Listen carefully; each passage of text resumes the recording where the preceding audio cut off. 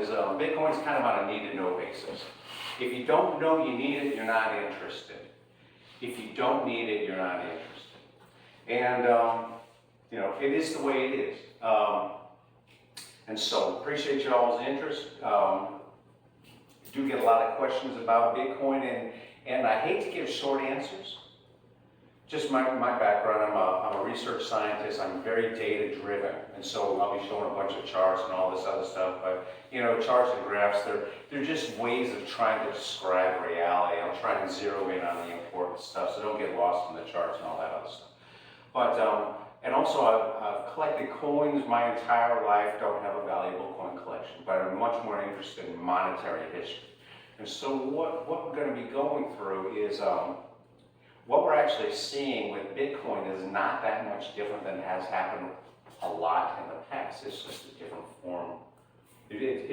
So a lot of the principles of monetary history, it'll actually transition and illustrate principles of what actually happens with Bitcoin. So, anyhow, what I want to do is go through 3 sections. What is it? How do I use it? What's new? Okay, and so it's a lot of stuff. I don't want to overload you, but you know, this is your one chance to actually get the whole picture as far as I see. And so I am going to overload you. But let's take a break after each section, if that's okay. Just get up, stretch, whatever. We cool with that? Mm-hmm. Okay. And you know, if at any point you got a question, just feel free to interrupt. It doesn't throw me off, you know, at all. So let's see. Let me start. All right. What is it? A lot of people ask what Bitcoin is. I think it's also important to know what money is. It's it's a very simple question, what is money? And there's an entire series, 13-hour YouTube series, I believe, that actually tries to get into this question of what is money. It's a little bit more detailed, but I'm going to give it to you from my numismatic, my coin collecting perspective and experience, okay? What is money? Kind of starts around the Egyptian Empire. I'm going to go way back there, okay? Gold was not actually used in coins by the Egyptians. It was actually seen more as a religious metal. The pharaohs considered it the skin of the gods, okay? And so they used it as such. They used it more for religious purposes. They hammered it out, made a lot of religious artifacts, a lot of passage to the next act, to the afterlife sort of thing. So it had significant religious undertones, and gold became associated with the religion. The god King Pharaoh, who was considered to be a god. So it was definitely a religious metal, okay? And so Pharaoh always demanded his fair share of everybody's stuff. You know, taxes are nothing new. But when people had to pay tribute to Pharaoh, when conquered nations had to pay tribute to Pharaoh, they brought gold in the form of nuggets and dust. This is how payments were made. So even in barter situations, it was always gold nuggets, gold dust. And this carried on almost to the very end of the whole Egyptian empire, and only at the very end did they even start to use something remotely similar to coins. So, gold, skin of the gods. It had more religious significance. It was used in barter. Okay? In a nearby community, nearby the city-state, we'll call it, city-state, they had natural alloys of gold and silver. This is called electrum. It's a natural alloy of gold and silver. They had some gold deposits, some silver deposits, but the thing that they had was electrum. And so because people they were exchanging gold nuggets, gold dust, and they did it by weight pretty much. It became part of commerce, you know. And if you pay your taxes in gold and silver, you know, it becomes good money for other types of trade as well. So this type of electrum nugget, very small, but what the people did was that they put a stamp on it. It's essentially an official stamp saying this is good electrum nuggets from Lydia, which is the city-state, okay? So it put an air of authenticity, kind of an official approval to this naturally occurring nugget. Okay, so as technology improved, money is a technology. It's a technology that we use to exchange things with each other. As things improve, these electrum nuggets, they kind of transferred over to Greece, the Grecian Empire, and they started the whole banking system. You know, it still had this quasi religious overtone, because Greek rulers were seen not as gods themselves, but they were seen as sons of gods. Okay, so they were heirs of the gods. So technology improved as far as printing, uniformity of size, uniformity of the alloy, etc., separating out gold and silver.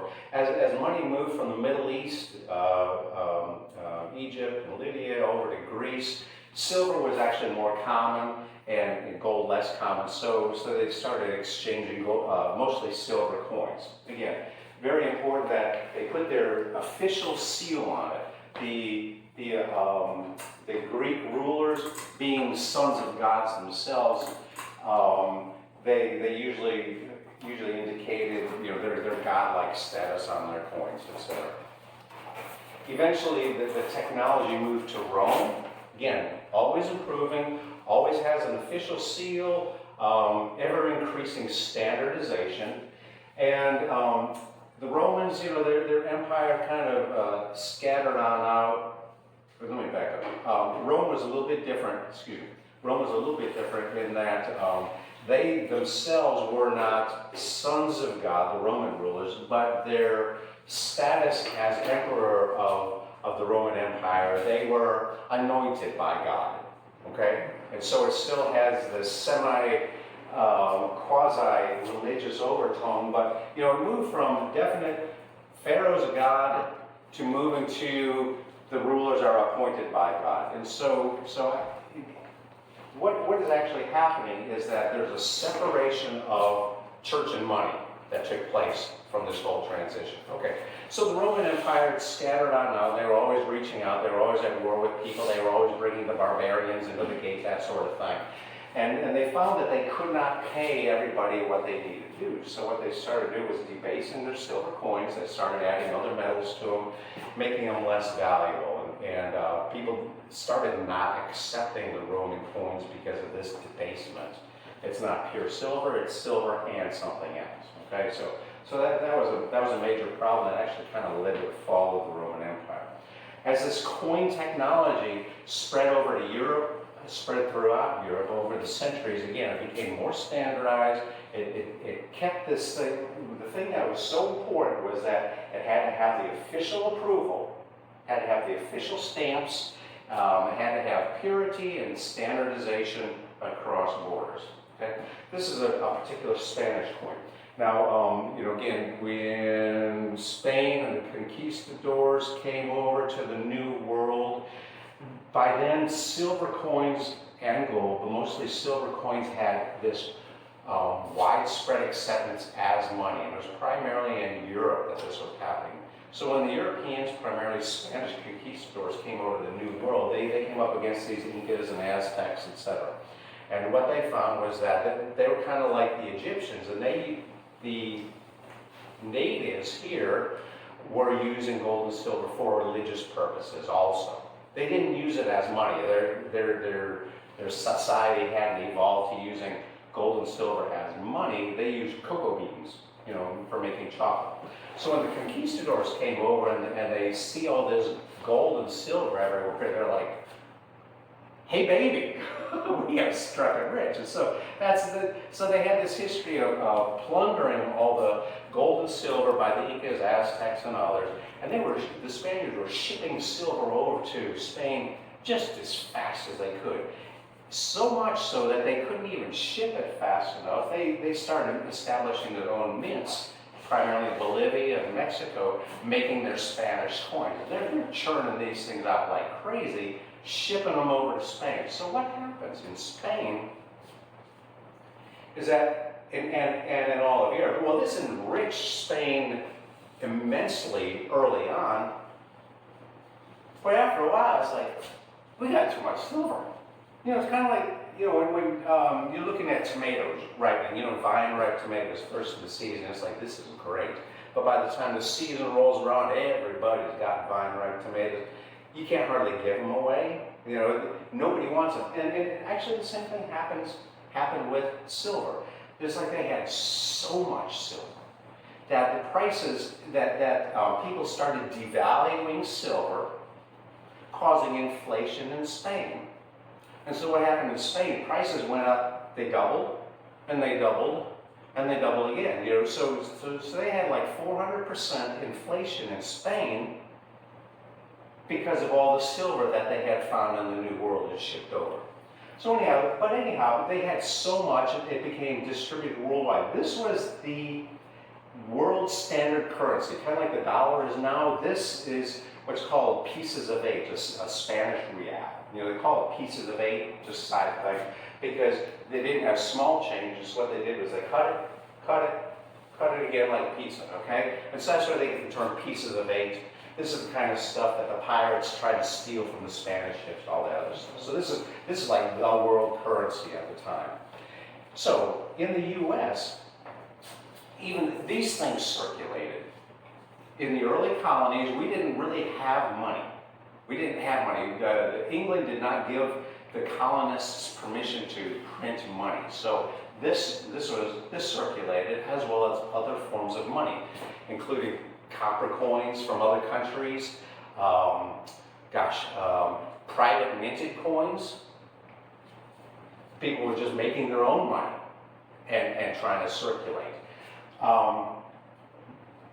What happened again? This is the money that was in demand, and when England demanded taxation, demanded tax dollars from the U.S., this was the best money, and so it all went to England, and the colonists really didn't have any money of their own. In fact, our early money, you know, this forms the basis of our early money. You know, the dollar sign is an S with two lines through it. That's where they got the two S's. It's called a pillar dollar. So that's the origin of our dollar symbol. But anyhow, so we don't have money, we don't have native money, we're not allowed to print native money. All of the king demands taxes in the best money available, which is this stuff.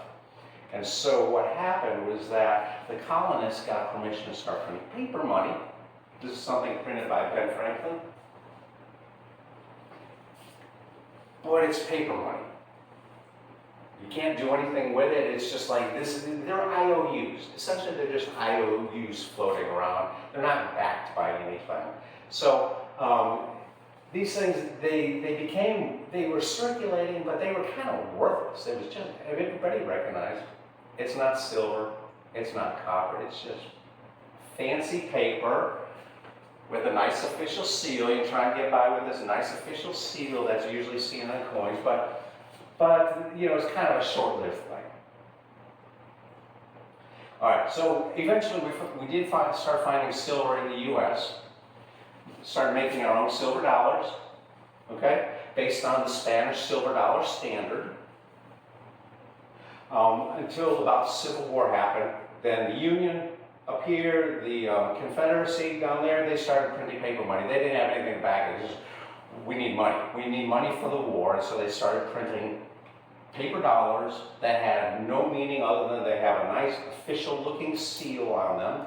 There's pretty much IOUs, but again, there's so much random paper floating around. It's worthless. It's worthless. So eventually, we did discover some silver in Nevada, and the U.S. started minting a bunch of silver coins, and again, so much silver that the price of silver deteriorated so much. It's essentially silver inflation. Couldn't give them away, but that's where we were. The U.S. was running into serious problems with the legitimacy of their currency, and so they started this what's called drawing a blank here, gold certificates, where if you bring your gold to the bank, a certain amount of gold, the bank will give you a very official looking piece of paper. So the bank is holding your here, what is it, $100 worth of gold, which is a huge amount back then, about $15,000 worth of gold. You get a nice official piece of paper. You don't have to carry around your gold. Okay, so people started circulating these things as money. It's as good as $100. But, you know, people do what people do. Banks started printing up more and more of these paper notes, but there was more than people were bringing in gold. And so there was inflation in the paper money going on. And eventually it came to the point where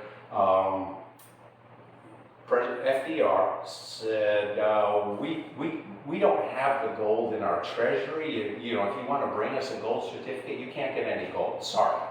And not only that, but they confiscated all the gold throughout the country. People had to go into the banks, turn their gold in, it was good for the country, yada yada. Okay, so now you got these paper notes floating around. Now, they did the same thing with silver. You got a silver certificate. Used to be you could go to the bank, give them the bank, and they give you a silver dollar. They kind of cut that out in the 1960s. And interestingly, one of the most fascinating things, it's kind of a hypnosis going on here, is that they printed up their notes to look pretty much exactly like the silver certificates, and it helped people to accept that they're not going to get any silver at all. All they're going to get is a paper dollar. Okay? So now we're back to this place where there's no backing behind the money except a dollar, a paper dollar. Very official looking, high quality, hard to counterfeit sort of thing. Okay?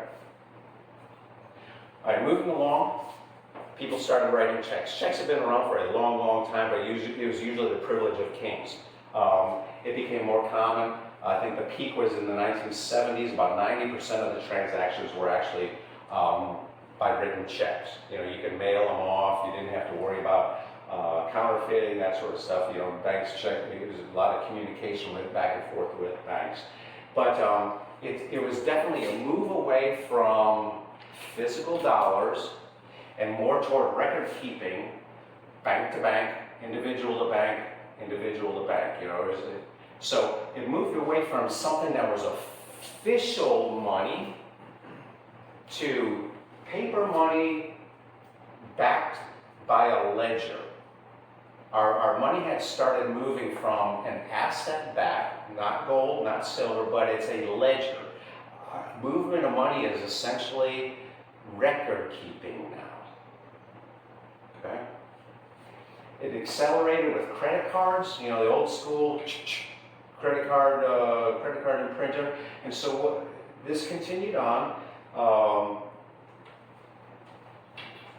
And electronically, it moved from even paper ledger from checks, paper ledger on early credit cards, to now electronic ledger system, record keeping from credit card to bank, individual to individual. Okay, so credit cards were a transition completely away from any kind of paper ledger toward fully electronic, and now we just tap phones and it's cool. That's how we transfer money. So what has happened is that money used to be accounted for by the weight of silver and gold, to now money, if you give it much thought, it's really just a ledger system. We don't even need dollars. In fact, the government is saying people who use paper money, even though they still print paper money, there's like people who use too much paper money, they're probably criminals. And they make no bones about it. If you use too much paper money, you're a criminal. You know, it's their money that they're printing. But our money is moving away from these analog dollars to digital dollars, just electronic ledger. The problem with too much silver is that the value of the silver declines. Too much paper money, the value of a dollar declines. With the digital dollar, it's too easy to make new dollars. Okay, so the biggest source of this is government overspending. We spend a lot of money on war, we spend a lot of money on social programs and political favors, let's say. Okay, so what has happened in the US? 1960s is when they stopped redeeming silver certificate. This was the base value of the number of dollars. let's see, increasing 1970s. This is when they closed the gold window. This was when other countries could not come to the U.S. and say, we want our gold. The U.S. said, nah, we don't do that anymore, sorry. And so we were holding everybody's gold. Moving along, 1987, there was a big stock market crash. Alan Greenspan started printing up a bunch of dollars. Moving along, let's see, right around here, World Trade Center bombing. Right here was the global financial crisis when Obama was in office. And it really looked like all the banks were going to crash. So what they did, can't really see it here, but they really ramped up dollar production. And right here is COVID. You can see what they did during COVID. And so every time they print new dollars, when I say print, we're talking about just pushing a button now. They're not worried about paper dollars. They're pushing buttons. They're making money on the ledger. Okay? Again, our money has fully transitioned to an electronic ledger. There's nothing back it. And so they were like, we're printing money left and right because it's good for our country. What happened to that? All of us see that right in there, our prices started to rise dramatically. You know, that's about when prices started to double, because there was so much money, whatever you call money now, there was so much money in the system that prices, they got to soak up the dollar somewhere. And so what's happening with your investments, your stocks? Not only food prices going up, but your stocks are going up. Housing, your real estate is rising all at the same time. It's not so much that you're getting rich, it's just that there's so many dollars floating around, it's got to go somewhere. So that's what's happening. Our prices are rising, our investments are rising, but the value of the dollar is shrinking more and more and more. So, you know, it's kind of sort of. I'm not really sure if we're doing this right. So anyhow, and at the global financial crisis, the internet was a little bit more freewheeling back then, you know. So there was a group, they called themselves cypherpunks. They were very concerned about government intrusion into their privacy. They were extraordinarily concerned about this inflation phenomenon that they were seeing, because they saw all this massive increases in the cost of all of our goods. And so these cypherpunks, they took it upon themselves, what would a fully private electronic money system look like? Okay, properties of money based on gold and silver, that was the most recent. It has to be durable, uniform, divisible, portable, limited, and they added limited supply because they didn't like the fact that dollars could just be printed free will by the government, where you and I have to actually earn our dollars. Where, you know, it's a really lopsided system. And so this anonymous person on these cypherpunk message boards, his name is Satoshi Nakamoto. He did what all good inventors do. He took a piece of this digital cash system and this piece. You know, none of this stuff really worked, but he pulled out pieces and he put them together in a new way, and he came up with something that he called Bitcoin. And he called it a peer-to-peer electronic cash system. So he was experimenting with this thing for a few years, and he said all it was a computer program. That's all it was. It's a computer program, and so he sent it to his friends and said, hey, check this out, see what you think about this. And so they started minting, mining is the proper term. They started mining Bitcoin. We'll get into that a little bit later. But they started producing this Bitcoin, and they started testing it. You know, seeing what it could do. It's kind of like getting a new car. Some people are like, I want to floor this sucker and see how fast it takes me, to see how it steers and all this other stuff. So they started exchanging all their experiences with this thing. So Satoshi Nakamoto, he experimented with it for several years, along with other people who were increasingly curious about it. Satoshi, as he's mining Bitcoin, Bitcoin is an electronic ledger system. It's kind of like our dollar system now is just a ledger system. We have remnants of the old system where it used to be something physical, but it's not really. It's a ledger system. And so Bitcoin produces this thing called a blockchain. And a blockchain is, if you can envision as one ledger It's got all the transactions on it. And then computers have to solve this complex math problem, and it has to match up with the old ledger, this old block. And so if they solve this complex mathematical problem, it's added onto the last block, records a bunch of transactions, same thing, and it's on and on. So what you have is a ledger attached to a ledger attached to a ledger, but it's actually a block and a block and a block. That's why it's called a blockchain. Okay, they're limited in size.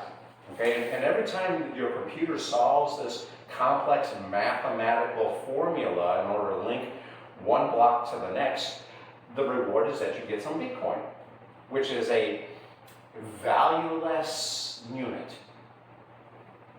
But think now, a dollar is a valueless unit now. It has no basis in reality, because as new dollars are printed, the old dollars become worth less and less and less. And so a dollar is not a dollar. It's not a static value. It's just an accounting shortcut, and it floats. Okay? And so Bitcoin is a valueless unit, but it's a computer entity that you can't counterfeit, because you have to solve these complex mathematical problems to produce a block, the next block, the next block. A new block is produced about every 10 minutes, and so that's how the Bitcoin are actually produced. It's a reward from your computer. Here you have Bitcoin. Anyhow, so because it's a known block of transactions, what has happened is that Satoshi was the earliest experimenter, because he was the inventor of this. It's an invention. It's a mathematical invention. And so he invented this thing. He experimented with it, and so what there are things called wallets, which is essentially just an account. You can point to your transactions on the blockchain, okay, on this ledger of transactions. And so the earliest wallets are Satoshi wallets, okay, as he's experimenting with it. And this took place back in 2009, 2010, 2011. 2011, Satoshi just, after experimenting with this thing with him and his cohorts, after a while he says, you know, this thing's in good hands. I'm going to go work on something else now. And that was the last communication on the message boards from Satoshi Nakamoto. But his wallets are still there. Currently, his wallets, I think, are worth about $100 billion of Bitcoin. Satoshi Nakamoto walked away, and those early wallets are still there with all that Bitcoin. I see it as an interesting exercise in non-hackability of the network. If somebody can hack, they can go into the Satoshi wallets, essentially have free reign for about $100 billion, okay? So Satoshi, nobody knew who he was, just message boards. He invented this mathematical thing, and he just said, here, try this, try this, try this. Anybody who wanted to try it, and disappeared. So there's a guy called Michael Saylor. I'll be referring to him a lot. He's kind of the main Bitcoin guru at the moment. But anyhow, he summarized that Satoshi, he made away, he gave it away, and then he went away. And so this anonymity was really instrumental in the adoption of Bitcoin and also the legal challenges against it.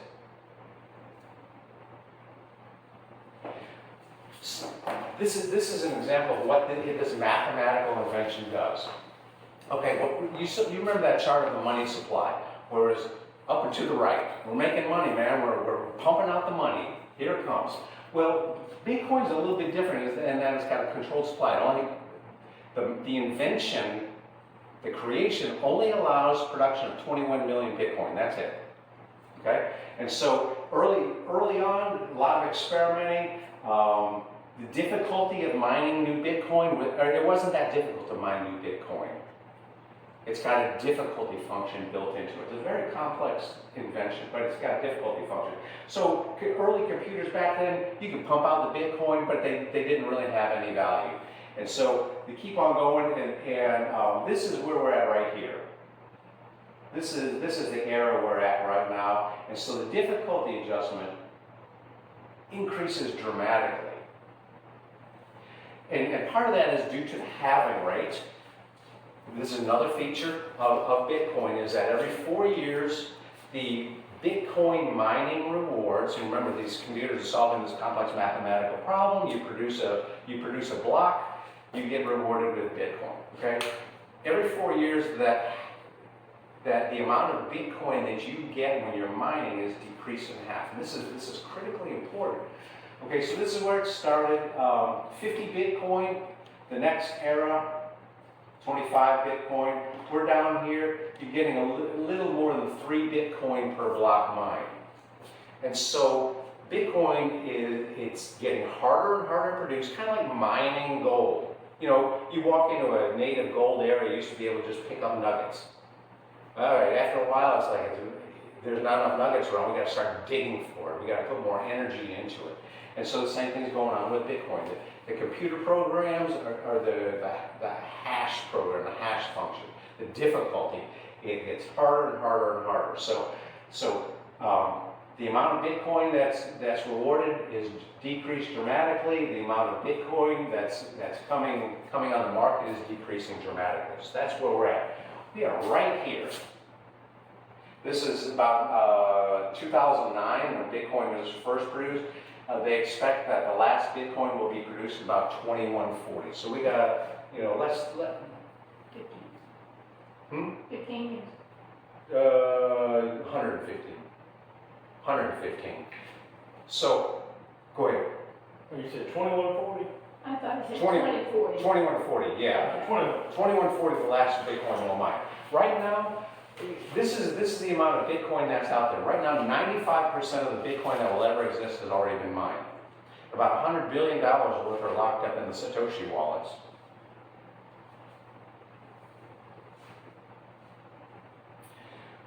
So, why is it all interesting? I think everybody's interested in this thing because the returns are astronomical. They're leveling off. They're down about 45% per year. This last year, we've been through a phase. It was about 16,000, 17,000 a year, about 100% return to this plateau, and nearly another 100%. So the past 2 years has returned 200%. But this behavior is drawing a lot of attention. What has happened? This is very early. There's a little blip right here. You can't see it. Here's a little blip. This is when one Bitcoin became about equal in value to an ounce of gold. Not exactly, I don't know what's happening here, but this is a little bit of an anomaly, and this is where we're at right now, about 118,000 roughly, okay? So there's a lot that goes on. And some later charts, let me show you variations of this thing. One way to get you oriented is this. I suppose in giving tribute to Ozzy Osbourne, whatever it is, that rock and roll salute, okay? Always look for this double finger salute right here. That'll always orient you where you're at, okay? Because that was such an unusual occurrence. This actually happened during the Biden administration, and I suppose we'll get back into that. So anyhow, Bitcoin currently returns about 45% per year over a 5-year period. So anyhow, what is Bitcoin? Bitcoin is a protocol. It's a computer program. It behaves like a currency. It behaves like a commodity. You have to mine it like a commodity. It's a digital asset. It's something that it's hard to wrap your mind around. Still for me, it's a digital asset that can't be counterfeited. It can be identified through a ledger system. You can't counterfeit it because it won't fit into the network. It won't fit into the protocol if you try to do it. So it's uniquely identified. Bitcoin is also a network. And also, it's a ledger system. Our money right now, again, is a ledger system. And so Bitcoin is primarily a ledger system. And it's a coin or a currency, a digital asset that circulates on the network to be inserted into the ledger system. It's an entirely unique animal. It's entirely uniquely different because it has properties of all these things. And so legally, regulatory, nobody's really knowing how to deal with it. Because it's all of our laws with currency laws and securities laws and commodities laws and regulations, they've been built up over centuries. And you got this completely new invention and nobody really knows how to classify it, nobody knows really how to regulate it, how to do anything with it. And so that's where we're kind of at. So yeah, one is the ledger system. Based on an accounting value we call a dollar, which is meaningless. It's a fluctuating value, but we're just used to calling it a dollar. So anyhow, good time to take a break? Get a drink, something? Let me get a drink of water here, that's okay. Yeah. Okay, get started. All right, go back to the slide. Bitcoin currently returns about 45% annually over a 5-year period. That's where we're at right now. If you hodl, okay? And we're talking about a 5-year period. So here we are, 2025, from about 2020 over here. There's a lot of ups, a lot of downs, a lot of ups, a lot of downs, a lot of ups. Okay, it's a roller coaster. It is an emotional roller coaster. It seems if you're focused in on dollar value rather than Bitcoin, number of Bitcoin, okay, you will lose your mind. I think that the best thing to do is stop thinking in terms of dollar and start thinking in terms of Bitcoin. Like what's recommended in the gold market. Don't worry so much about the dollar value of gold as how many ounces of gold you have. If people are invested in rental houses, how do you price up? How do you price real estate? It's really transaction by transaction you can estimate. But people who have rental houses, how many rental houses do you own? Or how much timberland do you own? It's not so much what's the value of it. All these things we convert to this dollar value because again, it's an accounting shortcut that we use to compare things. It's just an accounting shortcut. It's not a real value. So anyhow, it's best if you think in terms of Bitcoin. Okay? So if you hodl, usually people's behavior, investment behavior, when prices are rising, when it gets around here, it's like, I gotta buy some Bitcoin, oh my God. And so they dump a bunch of money in. I'm guilty. It's called FOMO, fear of missing out. Fear of missing out of these great returns. Guilty, totally guilty. Because when prices are skyrocketing, it's like, oh God, I should have bought more. Oh my gosh. And so you end up buying near the top. Nearly everybody ends up buying near the top, and then the price crashes, and you're like, oh my God, what a stupid decision that was. I can't believe I bought that. I'm going to sell it right now. Selling it out of fear, right at the very bottom. Next thing you know, it's turning back around and cranking up, and you want to FOMO back in near the peak. And so this hodling thing, and I think it took place right around this period. People discussing on message boards. It was this hodl meme got started from a guy on a drunken rant. They're talking back and forth and trying to make sense of it. And so he's drunk. He's obviously drunk while he's typing this. He says, I'm a terrible trader. You look at this and you think, oh shoot, you just trade that. Easy peasy, right? Well, greed, fear, we're emotional creatures, okay? But anyhow, so in this drunken rant, he said, I'm a terrible trader, I know it, so I'm gonna hodl. He meant to type hold. He says, I've retyped this 2 times already, and I keep typing hodl. And so, everybody starts kidding him and everything. But the meme kind of stuck, because it's not just holding it, you're really holding on for dear life, is what it's come to mean. Hold on to dear life. It's kind of, the whole Bitcoin trajectory is like a roller coaster, is the best way I can say. If you hold on and you're strapped in, and you swallow all your fears and your greed and all this other stuff, just take the ride, man. Just ride it, okay? A roller coaster is only dangerous if you jump out. Okay, so if you jump out of hodling your Bitcoin, that's when people get hurt financially. But this Halloween, it's something to really take seriously because it's amazing what your emotions will do at the peaks and the valleys. Again, you just got to learn stoicism. because Bitcoin is an engineered money. The difference between fiat money and Bitcoin is that when something is produced by fiat, it's actually by the decree of the king.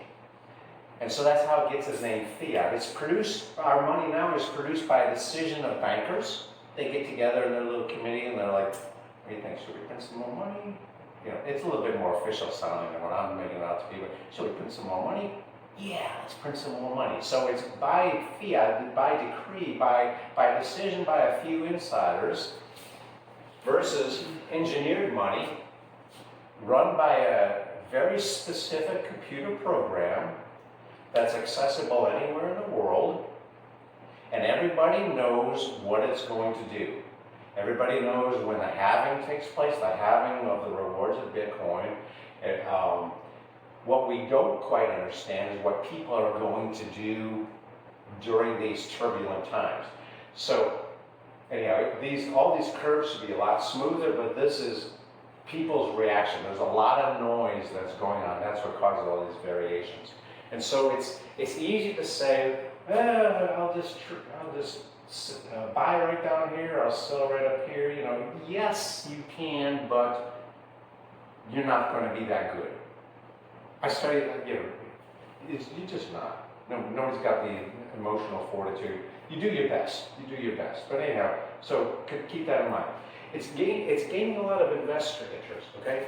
Because of that, right now it's 45% return. Total global assets, they're split up. Money, bonds, real estate, equities, collectibles, gold, and Bitcoin. So Bitcoin's a very small asset class. It's far beyond the speculative asset class. It's been tested, it's been attacked, it's been pulled apart every different direction, but it keeps on ticking. So this is the global asset distribution that we've got right now. Money, cash in accounts, and CDs and various other instruments, they're losing value because not just the U.S. government, central bank, not just our Federal Reserve, but nearly every country in the world has a central bank, and they all operate on the same system. If things get tough, print money. Everybody's happy when money's being printed, okay? So all the money in the world is constantly being devalued, whether it's US dollars, whether it's Chinese, whether it's Japanese, Brazil, whatever, all over the world. The value of currency is going down because it's always being printed. Okay, so that's not a great store of value. Next value is bonds. Everybody likes bonds in their portfolio because it makes for a stable portfolio. Well, bonds, they give a little bit of return, but it doesn't match the rate of inflation. So what's happening is that you're seeing an increase in dollar numbers, but the actual purchasing value continues to decrease. So bonds, they're stable. People like stability. In fact, they like dollars because the number doesn't change. Bonds, you get a little bit of increase in number, but actually purchasing value continues to decrease. Equities, stocks primarily, you can trade them. That's nice. Now they're digital. We hardly ever have the official printed stock certificates anymore. So a lot of this is just done digitally. It's got problems. In fact, say for example the S&P 500, the 500 most widely traded, most profitable, largest companies in the United States, S&P 500. Most of the return on the S&P 500 is due to about 7 stocks. They call them Magnificent 7. So it's Amazon, Netflix, Google, several, and Nvidia, 7 stocks account for nearly all the increase in the S&P 500. So there's a lot of underperforming equities right here. Real estate, it's a very popular investment, but you got taxes, you got maintenance, you got insurance costs, you got a lot of costs associated with real estate. You get good returns, but you got to put a lot of work into it. There's a lot of things that come against you. Changing demographics in the neighborhood. You know, all these things can affect the real estate value. Collectibles. Collectibles are a very unique category. You got to match up the right buyer with the right seller, and they're all fairly unique. It's really hard to commoditize that. Gold comes in and out of favor. It's back in favor again. Banks need gold right now. But the thing about gold is that it's a physical commodity, and you cannot transact digitally with it. Okay, so that's a real setback. Real setback with gold. And so each one of these has their own individual problems, and then Bitcoin comes on the scene. It's a digital asset. You can transmit it digitally. You don't have to pay maintenance costs. You don't have to pay taxes on it. You don't need to repair it. It doesn't have like stocks, key man risk, changing market demands and like. Bitcoin is just like, you convert your dollars into Bitcoin or your yuan or your euro or whatever currency you're dealing in, and you can convert to Bitcoin and you don't have to do anything. And so because of the massive rate of return, plus the ease of actually dealing with it, and plus it's uniform, it's fungible, you can trade it, everybody knows what a Bitcoin is. Everybody has a Bitcoin value. You know, it's kind of an easy investment compared to all this other stuff. And so what's going on is that there's a lot of money starting to flow into Bitcoin because of its massive rate of return and its ease of actually holding it. And a lot of advantages too.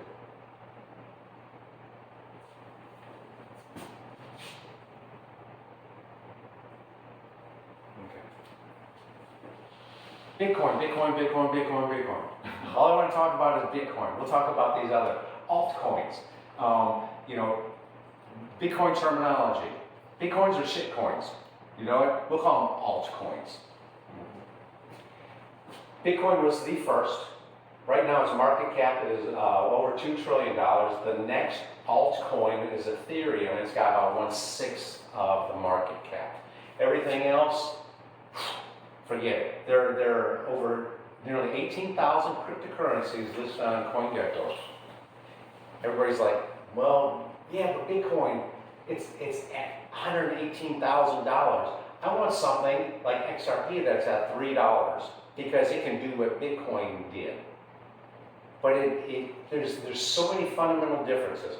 I mentioned to you that Bitcoin, you have to solve this complex computer program in order to add the next block. When you add the next block, you get awarded in Bitcoin. That's called proof of work protocol. You have to put energy and money into producing Bitcoin. That's why they call it mining. It's like mining gold.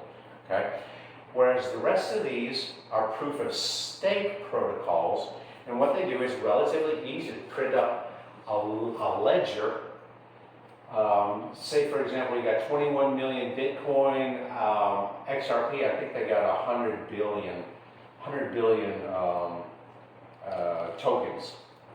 What they did was they printed it all up in advance. We got all these ledgers, and so instead of these companies mining and having to produce the next page of the ledger, the next block in the blockchain, what XRP does, because I will put that because it's the most talked about altcoin right now, is that they printed up all these ledgers in advance, and it's like, how much money do you want to put in the system?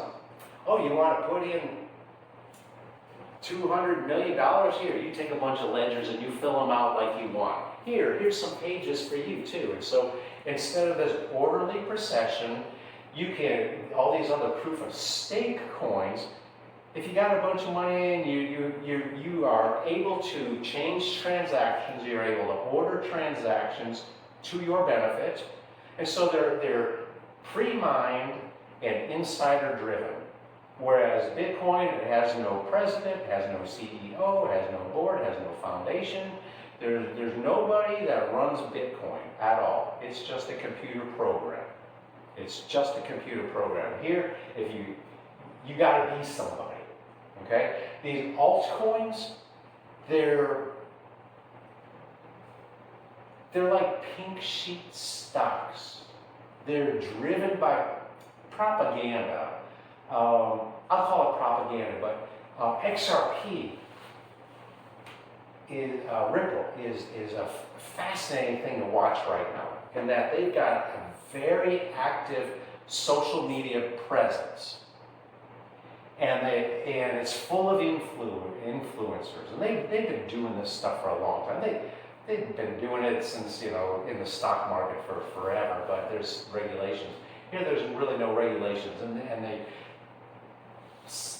people are very prone to propaganda. They're very susceptible to propaganda. So they're constantly putting stuff out on social media and trying to influence people to buy in. XRP has got an extraordinary influencer community. Extraordinary.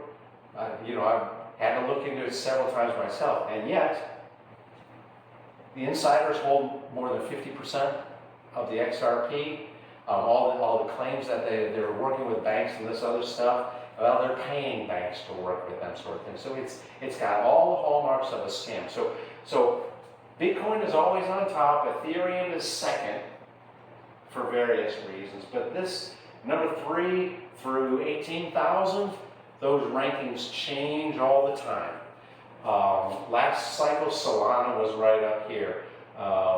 Before that, it was Dogecoin. Shiba Inu was up high in the ranking, and a lot of it is, we're going to pump it. They're pump and dumps, if you're familiar with the term. We're going to pump the price up. We're going to pump up the interest. We're waiting for suckers to buy these things. We're going to cash out. Sorry, guys. And so these other altcoins, they'll raise up to the top. They'll stay there for a little while. And next thing you know, they're going down. Cycle after cycle after cycle. It happens. Bitcoin, always on top. Bitcoin is the cryptocurrency that everybody wants.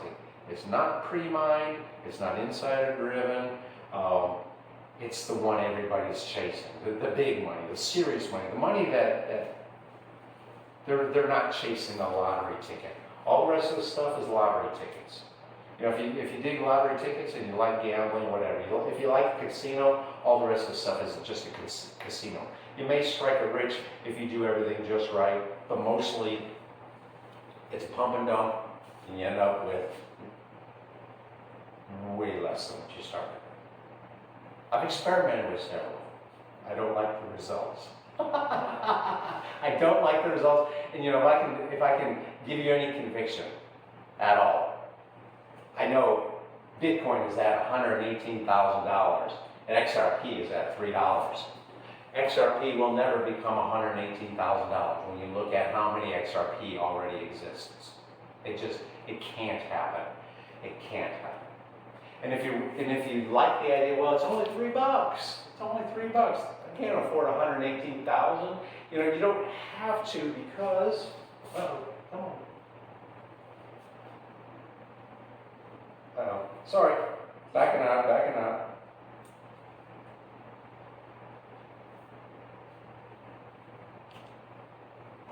You don't have to, because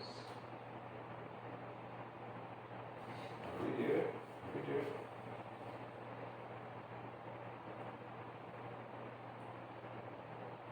Oh, wow. Just touch that one. There we go.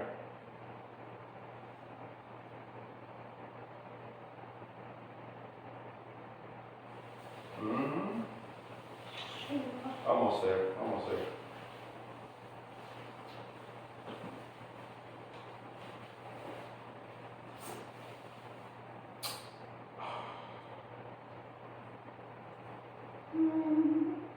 I know, right?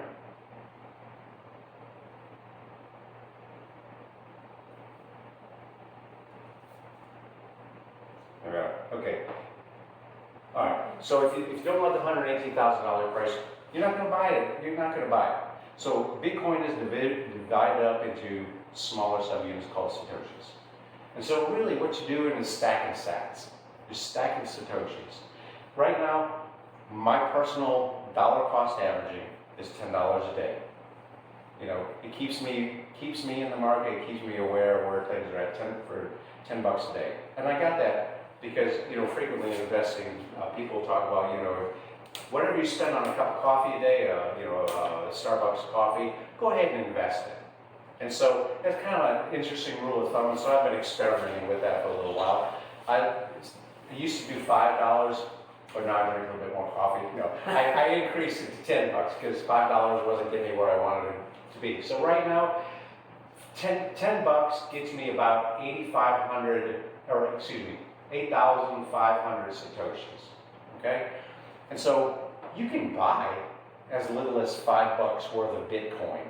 And it doesn't matter if it's $3 for XRP or you buy $3 worth of Bitcoin. What you're doing is putting $3 into one particular cryptocurrency. So don't try and think of, gosh, Bitcoin's $118,000. You know, I can't afford that. It doesn't matter. You're stacking sats. You're not stacking Bitcoin. You're stacking sats. Okay. All right. How do you get Bitcoin? Or what kind of Bitcoin investments are there? Real Bitcoin, got Bitcoin ETFs, exchange traded funds, BlackRock, IBIT is the biggest one. Bitcoin treasury company stocks, I'll explain some of these a little bit. Strategy is the biggest one. And then you got Bitcoin, other securities. I'll touch on that quickly. Okay, buying Bitcoin. You know, there's a lot of different platforms, a lot of different exchanges. Have some experience with most of these. These are kind of the reputable ones, and there's a lot that aren't reputable. Stick with the most reputable ones. My favorite, if anybody cares, Strike. That's the one I do my DCA on, my dollar cost averaging. Again, you can buy $5 a day, or $5 at a time, and you're charged a small percentage of your transaction. That's on page 9.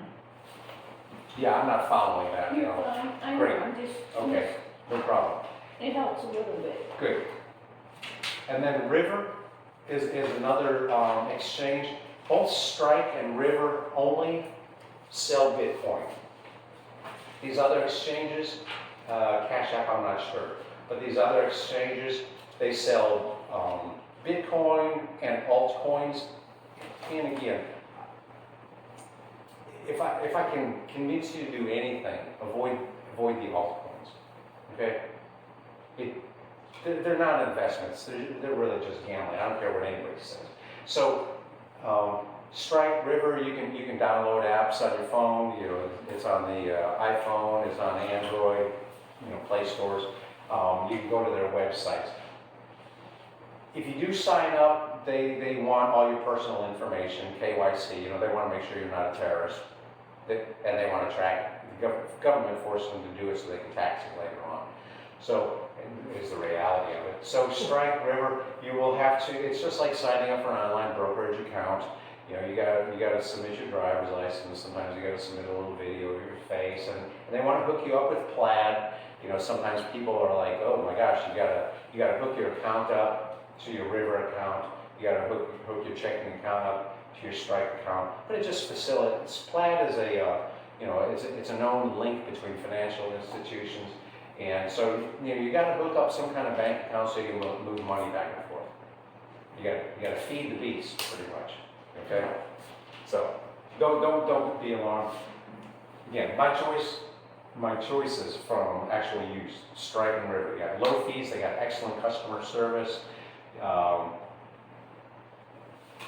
Great. So, hot wallets. I got a Strike app on my phone. Where I do my. Pause right here. Yeah, sure. Any questions about that, Strike and River, being the preferred? Don't have any questions? That's real broad, it seems, but go ahead. Okay, go ahead. What do you mean by No, broad? it just seemed broad, it seemed like a lot of. Okay, my preferred because they got excellent customer service. Coinbase service is terrible. Strike and River. They'll communicate with you even if you're not a customer. You can contact them through X, you can contact them through email, you can call them, whatever. Excellent customer service. They have low fees. When you exchange dollars for Bitcoin, you're charged a fee. It's kind of like going to the airport and you want to change your dollars for rupees if you go to India. Everybody takes a cut. Everybody needs to make a little bit of money. It's just that they've got the lowest exchange fees. And likewise, they also only deal with Bitcoin. Strike and River only deal with Bitcoin. They only have security to worry about with Bitcoin. They don't have to worry about the different protocols, because every blockchain is different. And then you have to worry about security for Ripple, you have to worry about security for Ether, you know, on and on and on. These two companies, they focus on Bitcoin, their security is strictly Bitcoin. It really helps them focus in on their mission. So you tap to like a bank account and you can move so much a day.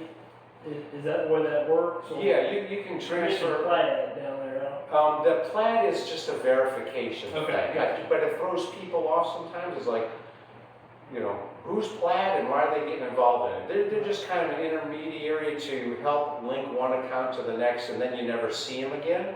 Yeah. But you will see it if you try and hook, if you're hooking up accounts. You know, my thing, since I only do DCA $10 a day roughly, I usually transfer $100 at a time from a checking account. But you can transfer, I think, up to 10 to 15,000 at a time. After that, you know, they start like, oh, are you money laundering sort of thing? Oh my God, it's terrorists or drug dealers. That, you know, so there's regulations. They're just trying to deal with regulations. So I know that you can learn more about this, but you're moving money from your bank account into there, and then so much of that a day goes into the market. Is the way you got yours set up. That's the way I've got You mine. moving 100 from where? I'm moving from the 5483 account Okay, to Strike. okay, yeah, So okay. you have an account over there that has some money in it, and then you got the Bitcoin. that you Bitcoin bought. platform, or exchange it's called. Right. And so you can do it different ways. I prefer to just transfer the money and having it sit there so I can buy it when I want. It simplifies my record keeping, my ledger. You can, one account that I help with for someone else, they have a River account. They just keep all their money in their checking account, and they're on a monthly DCA, and so every month on a given day and a given time, River will hit their checking account and pull out that particular amount of money. So it's linked, but money only moves with permission. Okay, so you're fully in charge, you're fully in control of how the money moves. Strike, they have, you can pull directly from your account, you can transfer money, you know, so that they hold it, so you can buy at will. And there's several different ways of dealing with all this. Likewise, if you want to sell on Strike, you decide, I'm going to get out of Bitcoin, I want to convert all this stuff to dollars, then you can transfer the dollars back to your checking account. Okay? So, you know, you have the exchange. I call it platforms frequently, but I think an exchange is more official term. How about an exchange platform? Coinbase, River, PayPal, Strike, they're all exchange platforms where you can send money, you exchange your money for Bitcoin, they hold your Bitcoin. And so on my Strike app, it shows how much I bought, how many dollars worth my Bitcoin is worth. It shows my Bitcoin balance and shows the current dollar amount. You got a puzzled look on your face.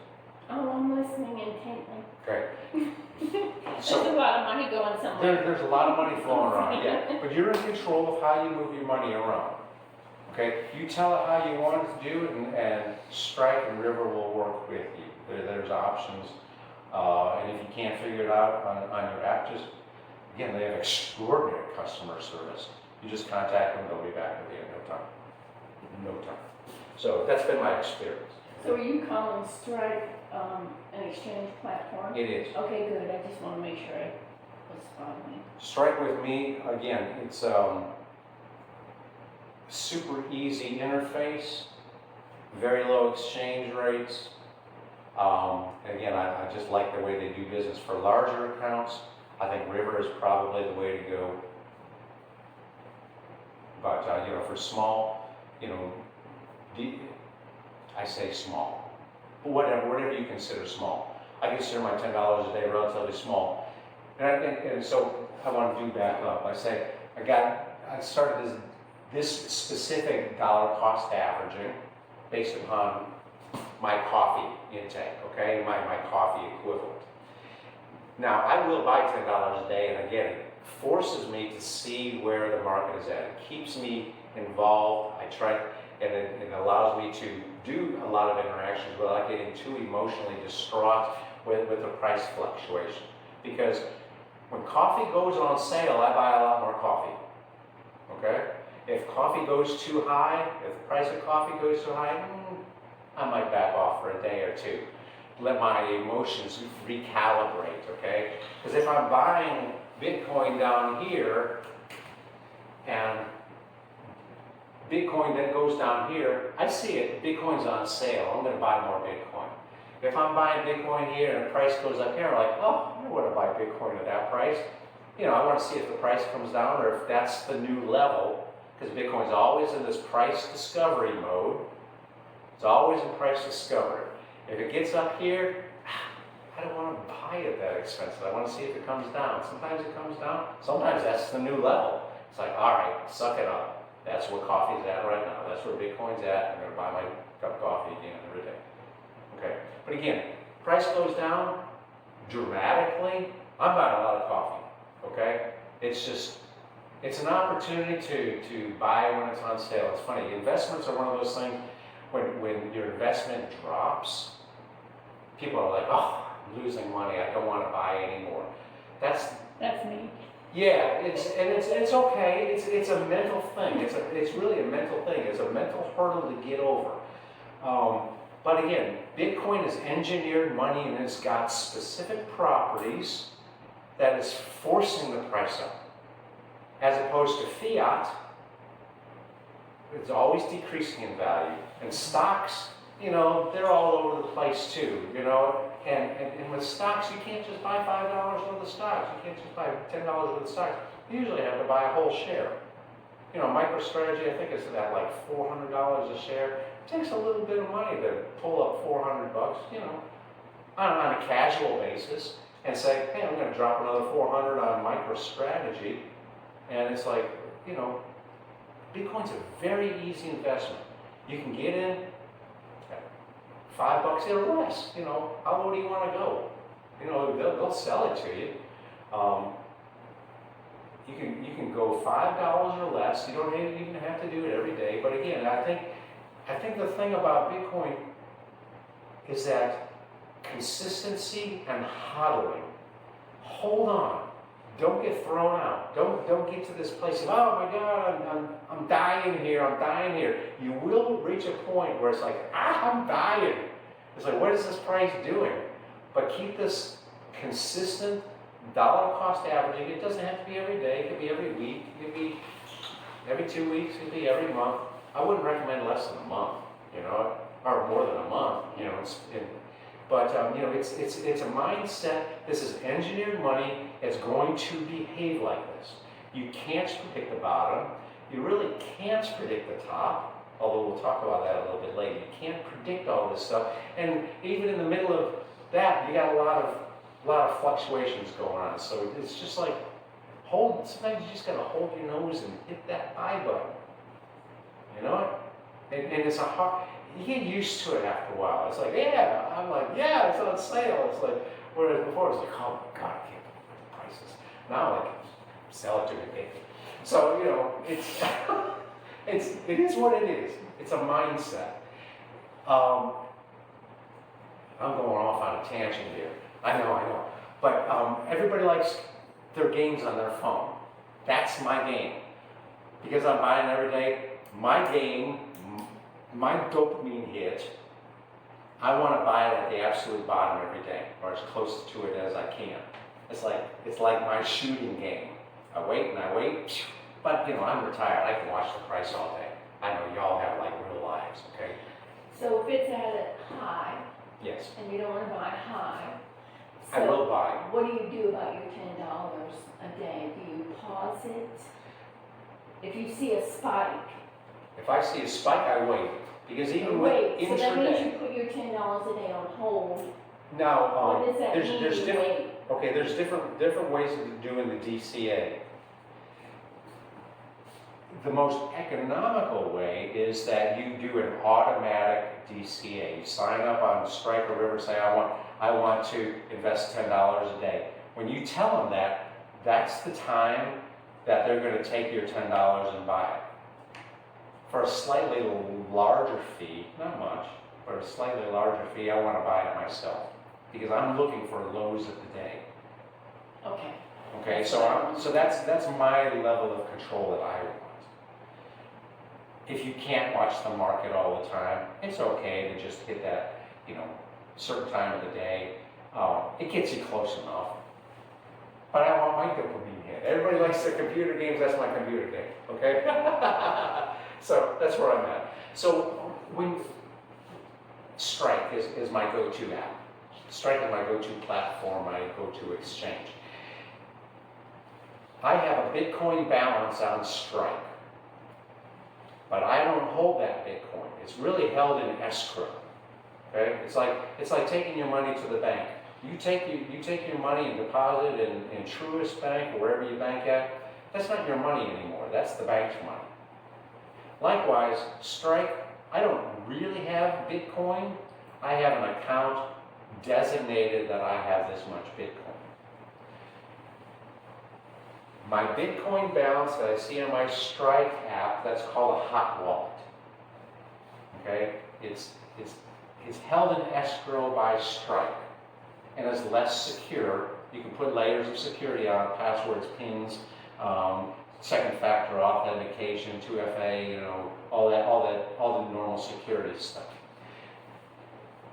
The difference is if Strike would happen to go out of business, that Bitcoin actually belongs to them, it doesn't belong to me. And so if Strike goes out of business, they have to pay all their creditors. Guess where I'm at? I'm at the bottom row. So you actually can take possession of your Bitcoin, even though it's a digital asset. And that's in what's called a cold wallet. It's not connected to the internet, and it's the most secure. I got a couple of cold wallets here that I got to transfer both from myself and someone else.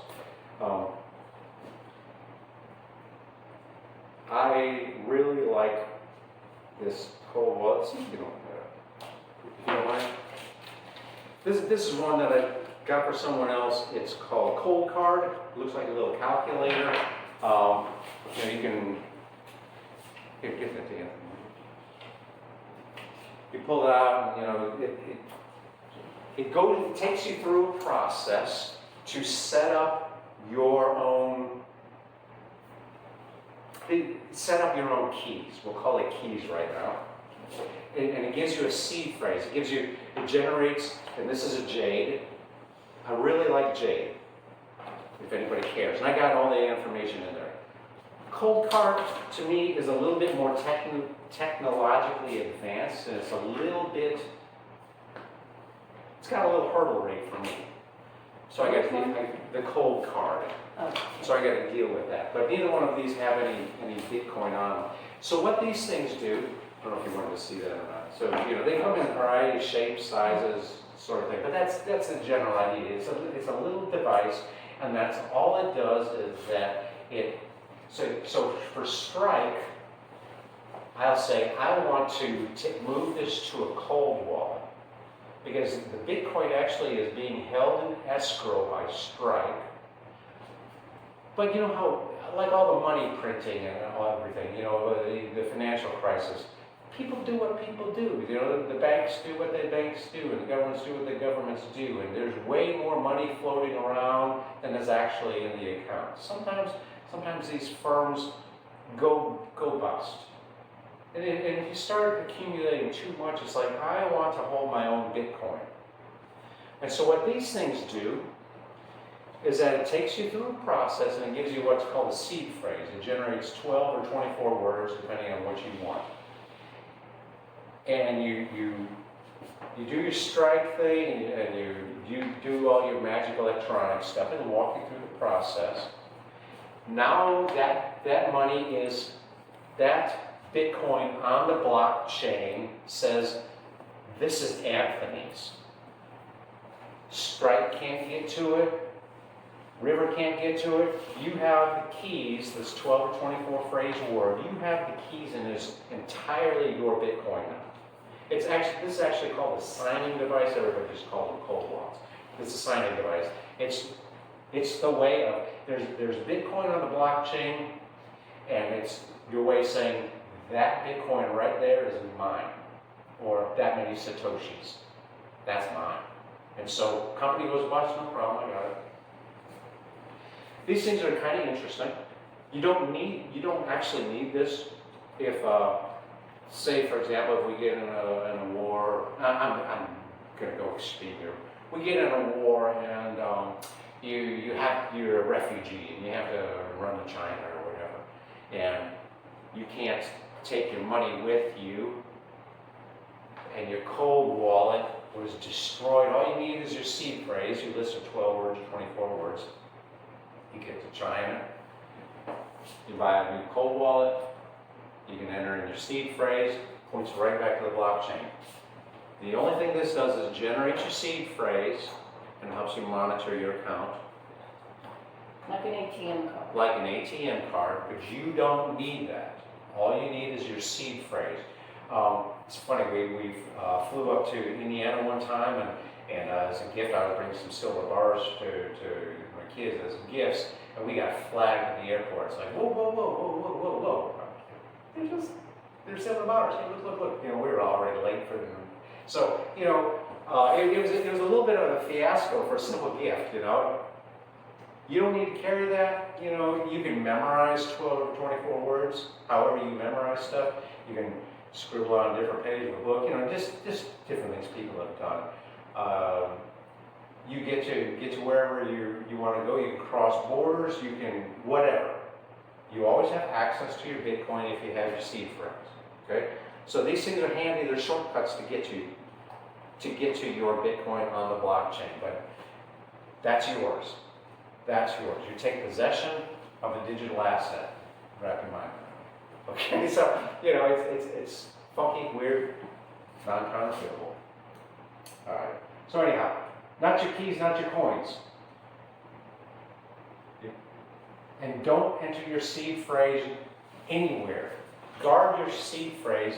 Say you put $10,000, you zero in and say this $10,000 worth of Bitcoin, you know, say 0.1, or no, whatever, 0.1 Bitcoin on the blockchain. That belongs to me.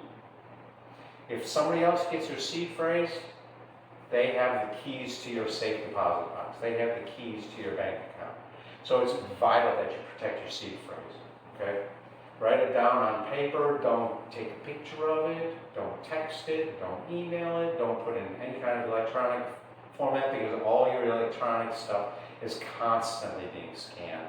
You know, and people do lose their Bitcoin by being careless. Guard that seed phrase with your life. Fireproof. Write it down by hand on paper. Distribute it in safe places. Okay, so there's more about that in the booklet. More about that Yeah. plate that you were Yeah, explaining. another thing that people have suggested, you know, paper burns. You know, you can put it in a fireproof safe. But backup, metal plate, engrave it in a metal plate, and engrave your seed phrase in a metal plate, because the metal survives fire. I'm experimenting with different ways of transferring it to a metal plate, just for my own education. It's But if you had your seed phrase and you passed away and hadn't given anybody else, yeah, you have to make arrangements for proper distribution of your Bitcoin, or else it is lost. It will be lost. It's not lost, it's on the blockchain. It will be inaccessible. And that's a super good point, which brings us to this next thing. Bitcoin adjacent investments. Okay, managing a Bitcoin can be a little bit scary. There's different ways. One of them is public companies with Bitcoin holdings. I know that's a cluttery slide, but I stole it from someone.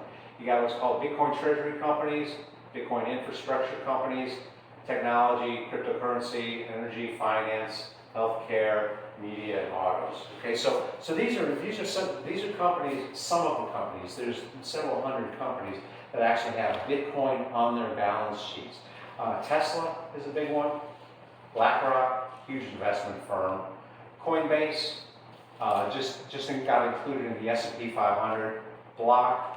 Used to be called Square, but it's block now. That just also got incorporated in the S&P 500. So these are big firms. Strategy, oh, let me go down here. Mara, that's a Bitcoin mining company. And what they're finding is that they can't produce Bitcoin fast enough to meet the demand. So they're actually buying Bitcoin. Not only they're mining Bitcoin, going through this whole massive computer operation, they're mining it, but they're also buying it themselves so that they can sell. So they're accumulating to sell later. Strategy, super interesting company. Super interesting company. We'll get into that. Okay, so Bitcoin treasuries. This is in your book. This is the URL to get there. You can mess around. Again, it's in the book. There's Bitcoin treasury companies. You can buy stock. MicroStrategy, they changed their name to Strategy, but they kept the same ticker, MSTR. They are buying Bitcoin at a phenomenal rate.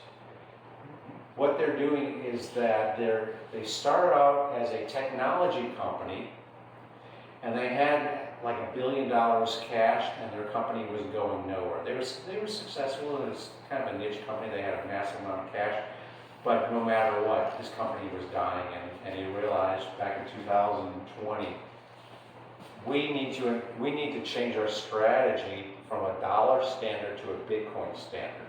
And so that has been their goal, to accumulate as much Bitcoin as possible. Buying hand over fist, just for comparison, MicroStrategy currently holds, they just bought 21,000 Bitcoin just last week. So 628,000 Bitcoin, massive, massive. They've ballooned out from a $1 billion company to, let's see, add what, 5 zeros on top of that. So, they in 4 years they've had a massive return just on the Bitcoin holdings. Next most is Mara, which is a miner, and they're only holding 50,000 Bitcoin. So you can see the massive discrepancy there. MicroStrategy, what they're doing is that they're producing financial products for companies that are not permitted to invest in Bitcoin. So they have a few different stock offerings between common and preferred that companies can buy. Say, for example, an investment firm has to buy stocks. They can't buy Bitcoin, and so MicroStrategy is sort of a proxy type of investment. Okay, they can buy common or preferred. They're also producing bond offerings, and so mutual funds and other investment firms that have to buy bonds, they can buy MicroStrategy issued bonds. And so what they're doing is they're sucking money out of equities, they're sucking money out of bond investments, and moving it toward Bitcoin adjacent. It's fascinating to see what they're doing. Okay, and so that's one example of if you're really not interested in buying Bitcoin, but you want some exposure, MicroStrategy is one of those things. Again, stocks is going to be like Bitcoin. You're never going to buy the bottom. Price fluctuates. You will always buy something, and inevitably the price will go down when you buy it. It's like, oh, that was the stupidest decision I've ever made in my life. But Bitcoin is an engineered money, and it performs like an engineered substance. Say for example, steel. Steel has properties. Bitcoin has properties. It's a defined digital entity, and it has behaviors. Okay, so if price goes down, price goes up, whatever. Get used to it. You're not going to buy the absolute bottom, and that's one of the advantages of dollar cost averaging. You buy something, price goes down, it's okay. You buy it when it's on sale too. You don't have to buy an entire $400 share of MicroStrategy. You can buy $5 worth of Bitcoin if you want. Next Bitcoin adjacent thing is ETFs, exchange traded funds. What that is, say for example the S&P 500 ETF, they compile all the companies in the S&P 500 in the proportion that they're represented in the S&P 500, and you can buy a share of the ETF. It gives you representation of the S&P 500. IBIT, it's a BlackRock product, and it's under the ticker IBIT, IBIT. It's listed on the NASDAQ. it mirrors the performance of Bitcoin. They buy Bitcoin, so you send them $100, whatever, of Bitcoin, they buy $100 worth of Bitcoin, done. They do all the custody. The difference is here, you can't get your Bitcoin out. You could follow the performance of Bitcoin, but you never own Bitcoin. Okay, it's a Bitcoin adjacent thing. So if you want to hold Bitcoin, if you want to do something, for some reason, you want to send some Bitcoin to someone, you want to send some sats to someone, whatever. You want to give your kids sats, Bitcoin. You can't do that. If you want your money out of here, you can say, I want to sell my IBIT shares, and they send you the dollar value of it. You don't have to deal with custody, but you never get to hold your Bitcoin. It never belongs to you. Okay? It's a trade-off. They're the most aggressive ones. Look at that. They got 736,000, nearly 737,000 Bitcoin. Aggressive. The next closest has 204. So these ETFs are buying up Bitcoin like crazy. This is mutual funds. At the hospital, y'all deal with Transamerica retirements, and the retirement account offered by the hospital is managed by Transamerica, but Transamerica arranged something with Schwab, and they have what's called a personal choice account. You can send money over to Schwab, but Schwab won't let you buy MicroStrategy. Schwab won't let you buy IBIT. The closest thing you can get to Bitcoin on the Schwab personal choice account through the hospital is mutual funds, BTCFX, and I highlighted here, and BTCLX. You can find out more information on Morningstar. I got the URL to get you here. You can just change this FX to LX if you want to look at the other. But I found afterwards, investor.vanguard.com actually has a lot more information about those two mutual funds. And they don't invest in Bitcoin themselves. They invest in futures contracts. And so again, you never get Bitcoin, but you can kind of mirror the performance of Bitcoin in Transamerica / Schwab PCA accounts. So that's something to consider. All right, and Bitcoin is still so radically different. A lot of financial investors really can't sell it to you. They're still working out the kinks themselves because it doesn't fit. I think the thing is about a lot of financial products, you gotta go through these companies because they make a little bit of money themselves, and there's no money for them to be made if you're buying Bitcoin. Okay, and so a lot of supporting stuff, supporting documentation doesn't exist. This is just one example. Somebody has developed a Bitcoin retirement planning. So here for example, and I just took this section and blew it up so you can see it. If you're 55 years old and you want to retire with $50,000 a year, that's roughly $4,000 a month coming at you. Given the rate of return and how old you are, you need about 1 Bitcoin. If you're 35 years old and you're looking to retire in 20 years, you should try and accumulate half a Bitcoin. Okay, so it kind of gives you an idea where you're at. And this whole thing's stratified, all different types of returns. But in retirement, you got Social Security, you got your own personal investments. Bitcoin, it diversifies your portfolio, and this helps to give you an idea of where you're at as far as how much you got, and I can get you more information on that. Another thing, this is something somebody came up with based on the rate of return of Bitcoin. Really, the sooner you get to start investing, the better off you are. That's you saw that chart with Bitcoin price performance. Okay. Delaying year by year, they call it loss, but it's less return. So time, time is of the essence with that. Okay, that kind of is done with that. You don't want to take a break from it. I'm throwing a lot of information, and this next one is. You got 30 minutes left. 30 minutes left? Okay, no problem. You good? I'm good. Okay, All right, so what's new? Here's an interesting case of not your keys, not your coins.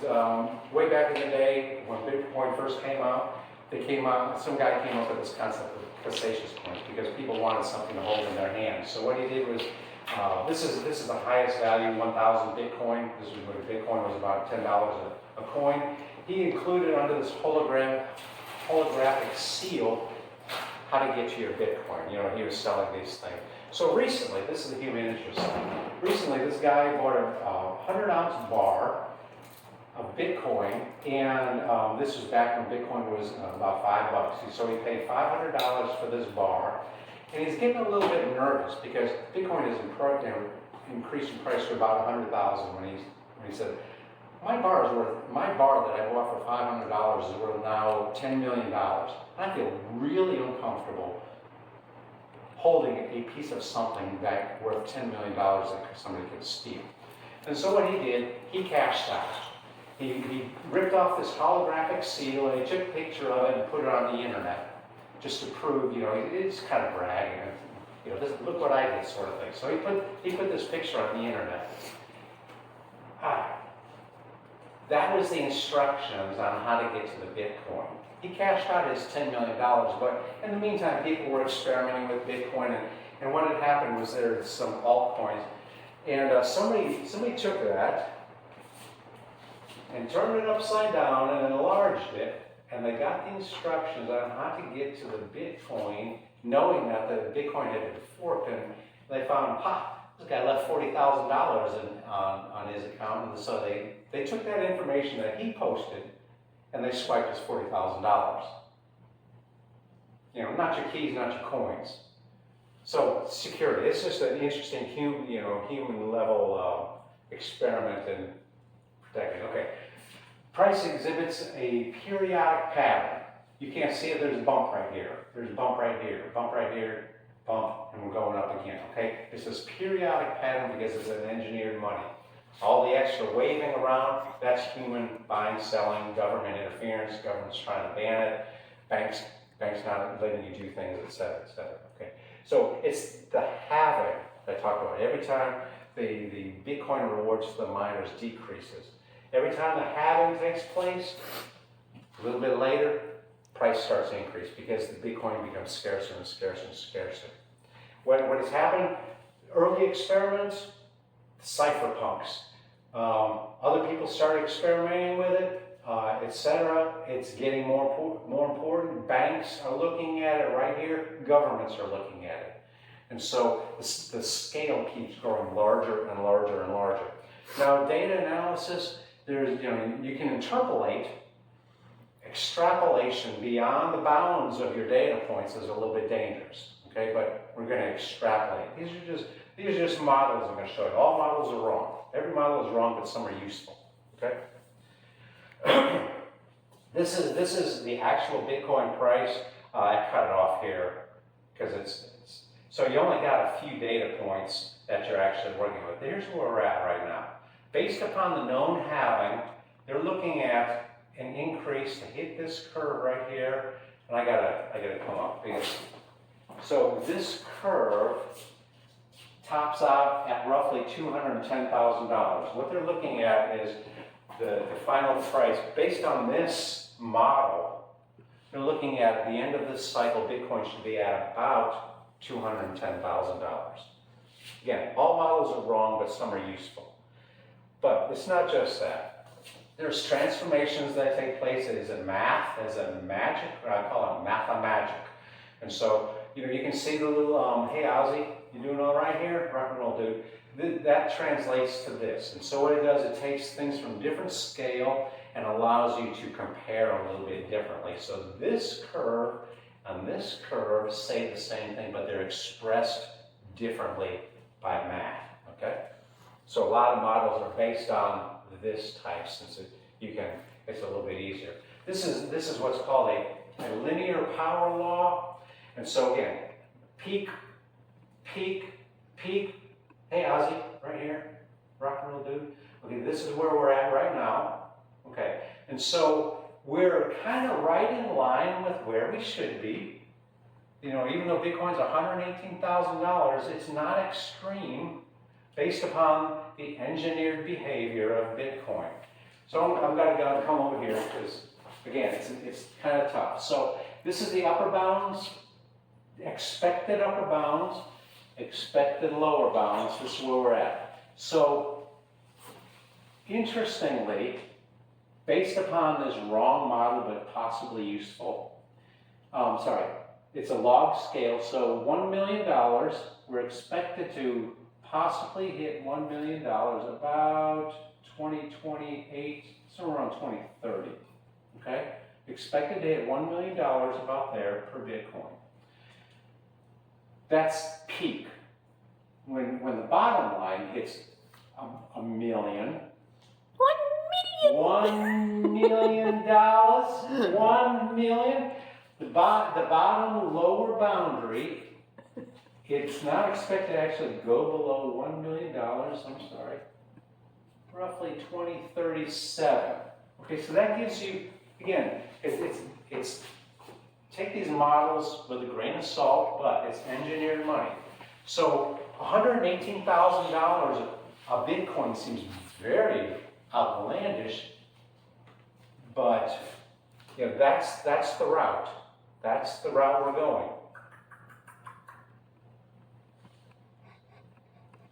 This is a slightly different, it's a log scale here, but linear scale here.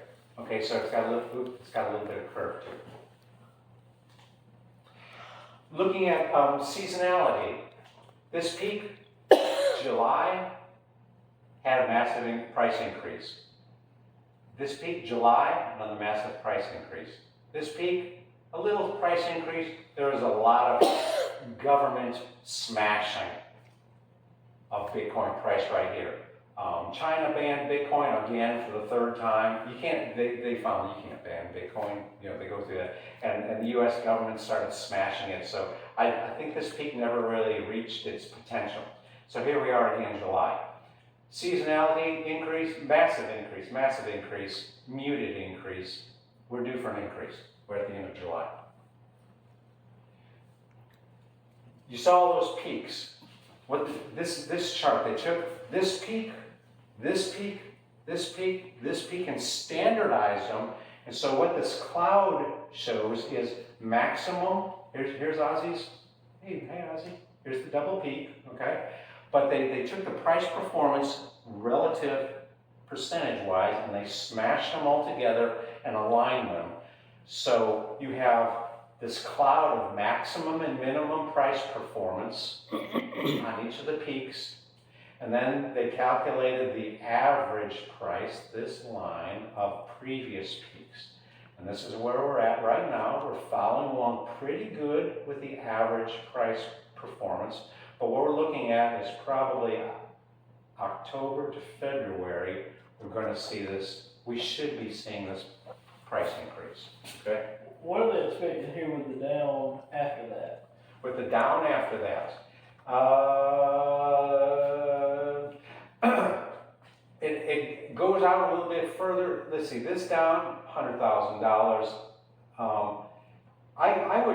I see people throwing around figures of 85,000, and based upon chart support and resistance levels, I think it could possibly even go down to 65,000. But I'm a natural pessimist. Yeah. Okay, I try to look at it carefully. My buying is going to be, you know, I'm still going to buy because of other things coming up, but you know, I know it's going to come back down again, given the state of things. And I think this last chart, we're looking at, there's color coded and it's not a great fit, but say for example, and this is flipped around, we're looking at, I think, for peak 3 months from now, anywhere from 140 to 269,000 if this chart holds up and the periodic peak. So you know they're all kind of in the same range. They all got error. They're all just trying to guess, but they're trying to guess based upon math and the known performance. Okay, so those are the ranges that we're looking at. Okay, the thing that's coming up though, here's the wild card. You all heard of the Perfect Storm movie, whereas there was a hurricane coming in and a front, and the boat started malfunctioning, and everybody died. Sad story. Okay, we're going to go flip that around. Well, we got a perfect storm of seemingly everything is moving in favor of Bitcoin. It's kind of like a perfect storm going on. Never before the Trump administration. Trump administration has been remarkably pro-crypto. They have their own task force. They just came out with this report yesterday. They haven't even made it available to the public, but I've seen a few pictures of pages floating around. So there's a strategy to incorporate Bitcoin as a part of a strategic reserve, because the U.S. is going broke based upon its deficits, and they see Bitcoin as something to help counter it. Bitcoin has this remarkable property. Whatever inflation is going to do to you, Bitcoin counters it. It's like, you know, say your opponent is the central bank and they're printing more and more and more and more money. They're coming at you in the past, and there's nothing you've been able to do about it. Bitcoin gives you this judo move, you know, where you use the momentum and the strength of your opponent against it. And so as inflation increases with Bitcoin, it kind of flips it on its head and gives you that strength. And so and even the U.S. government is saying, this thing has survived the test of time, and we as a country can use it.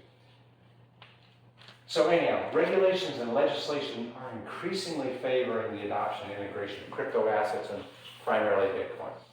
That's moving in the right direction. Supply and demand. Bitcoin treasury companies' strategy is killing it. They're killing it. Every opportunity they're buying more and more Bitcoin. Again, just this last week they announced they bought 21,000 Bitcoin. Okay, so it's a supply and demand thing. This shows strategies, MicroStrategy's buys. The larger the circle, the more money they invest in. They're not slowing down. As price increases, they're still rocking along. Another supply and demand, Bitcoin ETFs. IBIT, killing it. They're buying so much Bitcoin. This is the IBIT ETF. You see there are other ETFs. You know, it took a while, roughly 5 years in order to reach a certain level, $70 billion. IBIT, that's how they're just buying it at a phenomenal rate. Right here, let me see, Bitcoin treasury companies, that shows the rate of income, not just strategy, but all the Bitcoin treasury companies. Green line, all the ETFs, not just IBIT. You pool them together. Even though Bitcoin is at its max peak right now, the buying is not slowing down. So again, there's this massive demand, but only 164,000 Bitcoin are being produced every year. Since 2004, let's see, total, say there's about 1 million Bitcoin being held by these companies. Now, there's over 2 million. So in a year and a half, they bought 1 million Bitcoin. There's only 164,000 being produced. That's one of the reasons why price keeps increasing. They're trying to dislodge Bitcoin from people's possessions. The people that bought it a long time ago, like the guy who bought $500 worth of Bitcoin, he sold his for 10 million. You know, after a while, you reach a price where you're willing to sell. Okay, so that's where they're at. That's the only way that they can. One of the main ways they can dislodge Bitcoin from people's hands is by keep on jacking up the price. However, just as a word of warning, another way to get people to sell their Bitcoin is to crash the price. Another way, keeping the price level for a long time, people just get bored and they feel like they're missing XRP or something. So, you know, raise the price too high, people are going to sell. Smash the price too low, people are going to sell. Bore them to tears for too long. They're like, what a stupid investment. They'll sell. So anyhow, but supply and demand, pushing it. Trump is negotiating with the Federal Reserve. This is Jerome Powell, and he's on a Twitter war right now with them, saying, Jerome Powell, you got to lower interest rates to 1%. You got to lower interest rates. Every time you lower interest rates, it's good for us. We can refinance our loans, that sort of stuff. But the problem with lowering rates, it's the counter of it causes money printing. Okay, so you lower rates, there's more money floating around in the system. Trump's a big money printer. He likes printing money. So if the Federal Reserve actually lowers rates to 1% or anywhere, any kind of drop, you watch the FOMC minutes or anything. If interest rates are lowered, all of a sudden everything starts skyrocketing. Stocks, housing, everything, because there's more money sloshing around the system. Here's what it is. Global M2, it's the money supply. They found that Bitcoin kind of lags the money supply by about 12 weeks. And so if you chart the price of Bitcoin here, and you look at the money supply, okay, we're still 12 weeks behind. The money supply indicates that the Bitcoin price is going to go up right now to about $170,000. Another data point. Gold, I don't know if I got much time. 15. Okay. Financial crisis, the 2008 financial crisis. People started buying gold like crazy because banks were going out of business, okay? There's been a lot of negotiation with the IMF, International Monetary Fund, yeah. And trying to determine banking regulations, because banks got overextended. They didn't have the backing, they didn't have the reserves, and so that's what caused a lot of banks to go out of business. Okay, this is the performance, not the actual value, but the performance of gold. It was determined in here that banks should hold gold as a tier 1 asset, the highest quality, as a reserve. Telling banks, you've got to hold some gold. You can't just have all this paper money sloshing around. So anyhow, that was known for a long time, and they've been fighting. So July 1st of this year, it became official. You have to have some gold in your bank as a tier 1 asset. Okay, so this shows the premium banks are putting on gold as a tier 1 asset. That's why gold has been skyrocketing a lot over the past several years. Silver, not so much. Gold, kind of like Bitcoin. Silver, it's like the altcoins. They'll follow the action of Bitcoin, but they don't give the performance of Bitcoin. So it shows that there is a demand in the financial industry for something solid. Bitcoin has been called digital gold. It has all the properties of gold except that it can be transmitted digitally. Can't be counterfeited. You can store it. It's identifiable. You can take possession of it. On and on. It's digital gold is the best way that it's been described. What has happened with gold? Banking regulations are loosening where banks are being allowed to hold gold. They're still working through all the protocols. At some point, I think the banks will be told, you can hold gold, you can hold Bitcoin. And I think what we're going to see is a similar performance that we're seeing here, that banks were forced to hold gold. If you price Bitcoin and gold as compared to dollars, we're not at an all-time high. We're performing very moderately if you look at Bitcoin price and gold. So, another metric, we got a ways to go. You've seen these fear and greed scales. If you're looking at US dollars, the price of Bitcoin is approaching extreme greed based on this similar chart that we've shown. Here's Ozzy.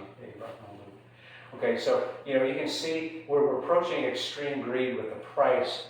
But if you do the same analysis in gold, we're keeping track with gold as a solid, undisputed store of value.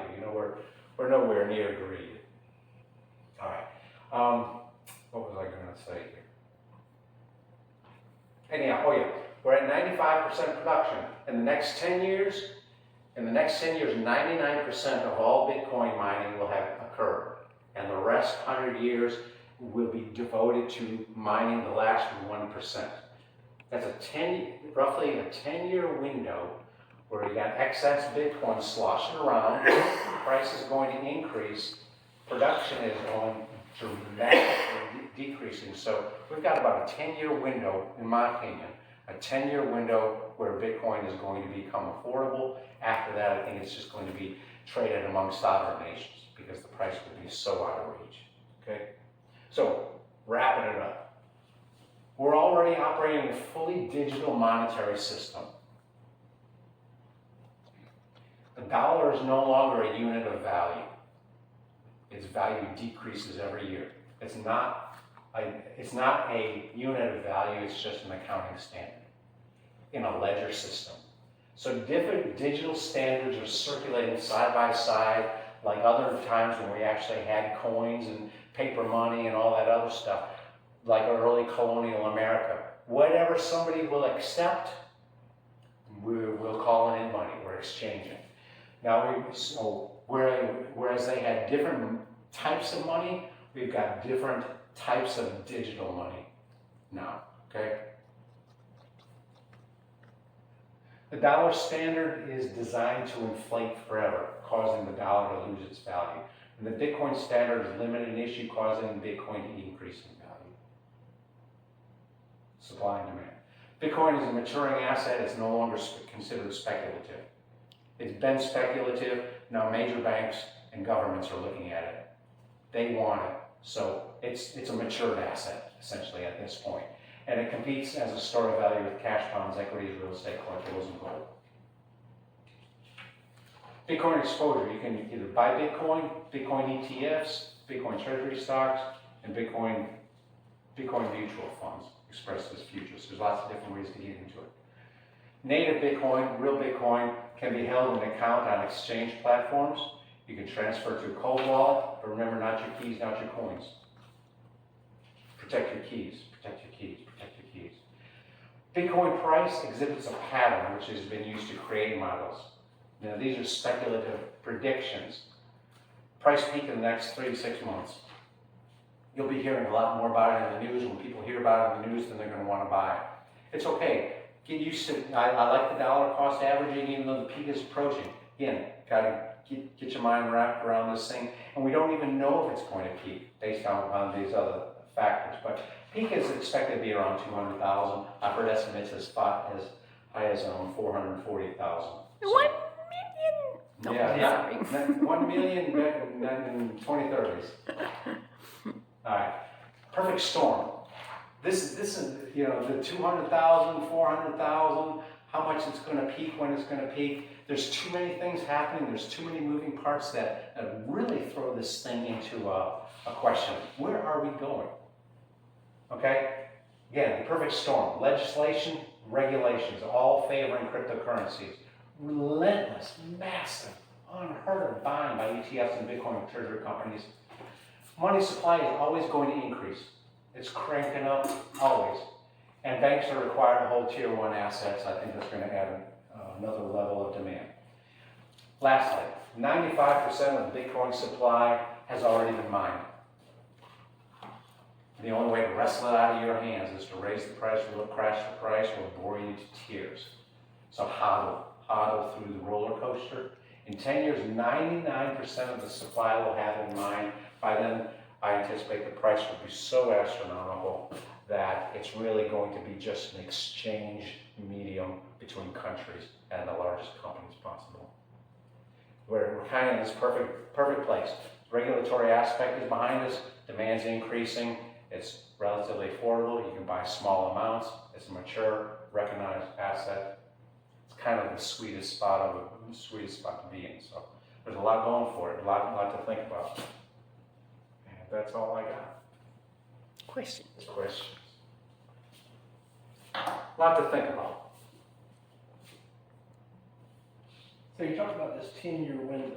So according to and again, I've looked through this, but I mean, you're talking about a 200,000 number here shortly, but going to $1 million in the next 10 years. Is that right? Yeah, roughly. Yeah. But you're still buying sats.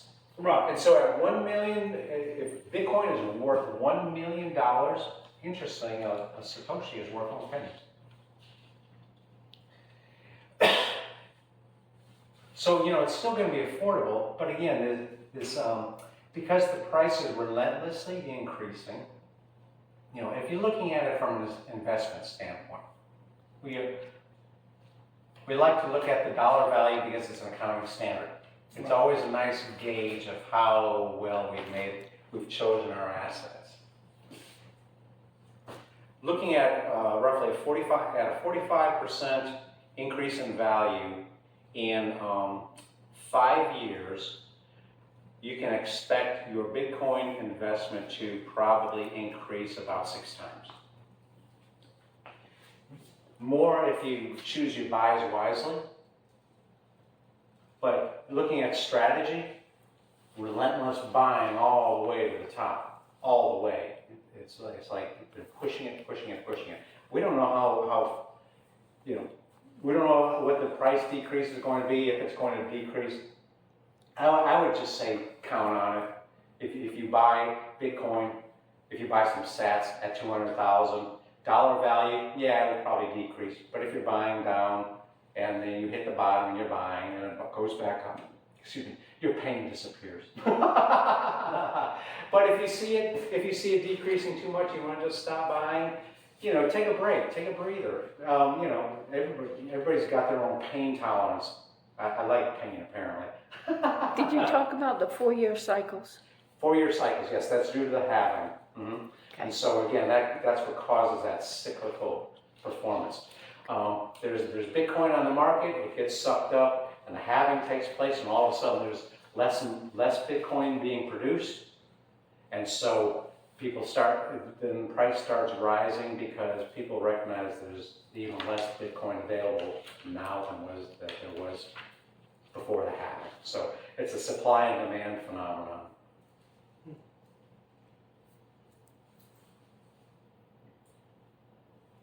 Do you feel like you get as much benefit?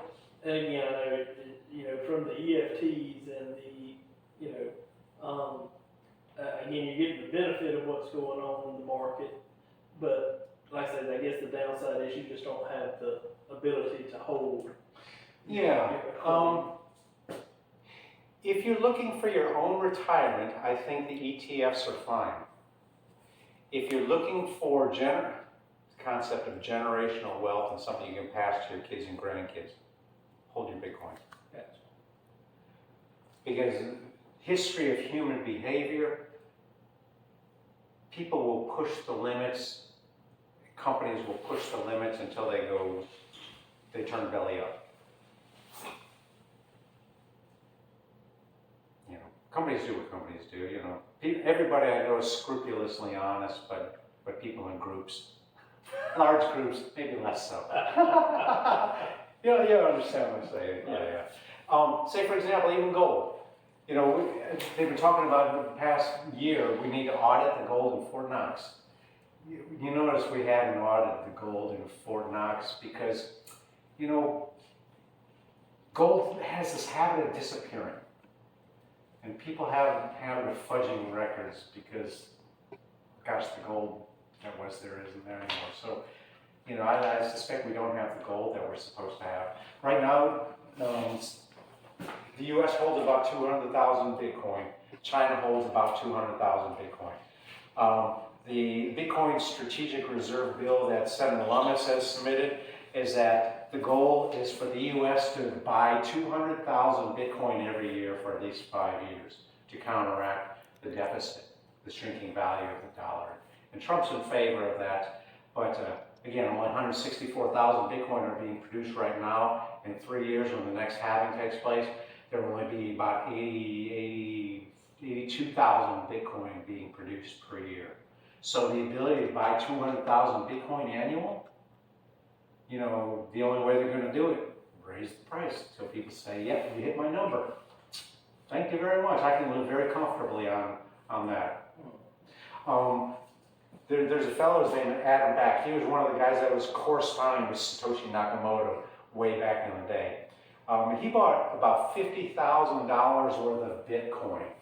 And he's involved in developing one of these Bitcoin treasury companies right now. And so he's, for estate planning and the like, he's transferring his original $50,000 investment through tax and regulatory, trying to do things well for his kids.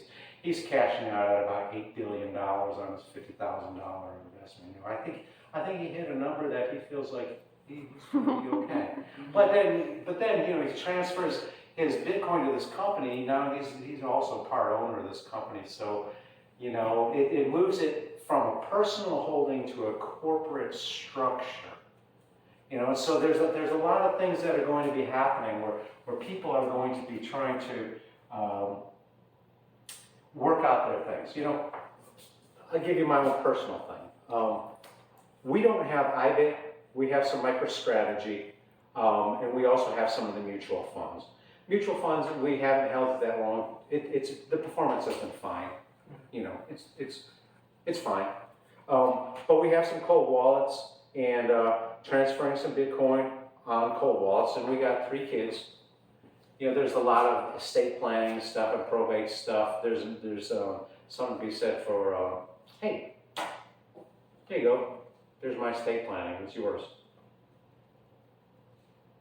So that's something that we need to take care of before, to give them a wallet, give them the keys, handle it with care. It's a lot more valuable than what you might consider, in the future. Do it well. Think of your kids, your grandkids, sort of thing. It's got a place for generational wealth.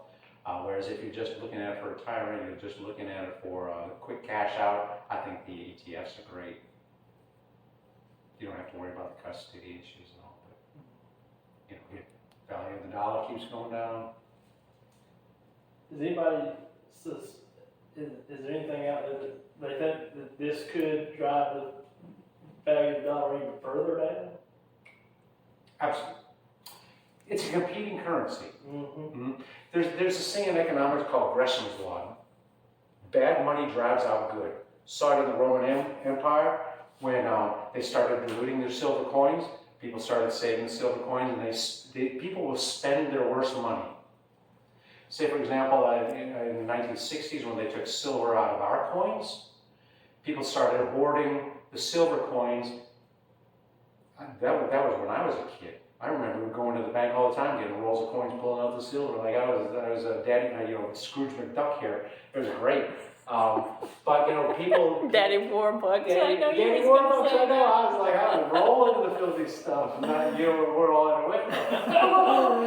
But bad money drives out good. If you have good money and bad money circulating together, everybody holds their best money, and they spend their worst money. Kind of like in colonial America, they didn't have coins, and so they had their silver or Spanish silver dollars. That was the best money. They held on to that. They had copper coins from other countries or private mintage copper tokens. They kind of held on to that. But if somebody was going to take paper, it's like, oh, dang, here, take my paper, man. So there's a marketplace for good money and bad money. Always hold your best money, spend off your worst money. And just as an example, my personal strategy.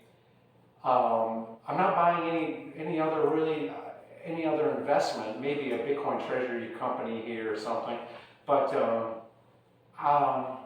buying Bitcoin. We have a pretty diversified portfolio. Right now, stocks are overvalued, but they're going to keep cranking up. But, kind of slowly cashing out my retirement account. I've been retired 15 years, kind of slowly cashing that out because I consider that one of our worst monies. It's not our strongest money. Converting some of that to Bitcoin, spending some of that other stuff. So we're spending up our worst money first, kind of accumulating the best money. Gresham's law. Bad money drives out good. Everybody starts to hide their best money. No, don't have any of that. Don't have any of that. Security-wise, let me also say one thing. Don't talk too much about your Bitcoin holdings. People used to be like, oh my gosh, it's totally secure. They'll never get my 12 or 25 or 24 word. You have to be a master hacker in order to do that. But people who are too showy about their cryptocurrency, they're subject to, instead of a multi-million-dollar hackers going at their accounts, they're subject to a $5 wrench attack. Yeah. $5 $5 wrench. They meet you at your house, and it's like, where's your cold wallet? Smack. Where's your cold wallet? Smack. Where's your cold wallet? Smack. After you're wrenched a few times, So, one of the things that has been suggested, do keep an extra cold wallet around if you want. Put a few $100 on it. Somebody really wants your cold wallet. Here's my, this is all the crypto I got, man. Or you can say, man, I transferred it all to IBIT. The ETFs hold all my Bitcoin now. I don't have anything. So, there's different ways, but, like anything, if you talk too much about your assets, especially if you keep it at home, it's like you become a target.